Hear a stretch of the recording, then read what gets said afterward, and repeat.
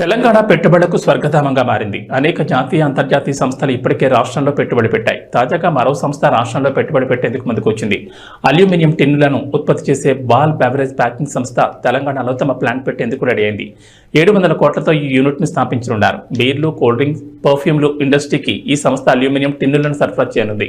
Ball beverage packaging సంస్థ India corporate వ్యవహారాల అధిపతి గణేషన్తో పాటు ఆ సంస్థ ప్రతినిధులు ఈ మేరకు తెలంగాణ ఐటీ మంత్రి శ్రీధర్ బాబుతో భేటీ అయ్యారు. ఆదివారం సెక్రటరియట్లో మంత్రితో భేటీ అయిన సంస్థ ప్రతినిధులు తమ సంస్థ విస్తరణ ప్రణాళికను ఆయనకు వివరించారు. బాల్ సంస్థ పెట్టుబడి పెట్టేందుకు తెలంగాణలో అవసరమైన భూమిని, ఇతర మౌలిక సౌకర్యాలు కల్పిస్తామని మంత్రి వారికి హామీ ఇచ్చారు. పెట్టుబడికి సంబంధించిన పూర్తి ప్రణాళిక సమర్పించాలని సంస్థ ప్రతినిధులకు సూచించారు.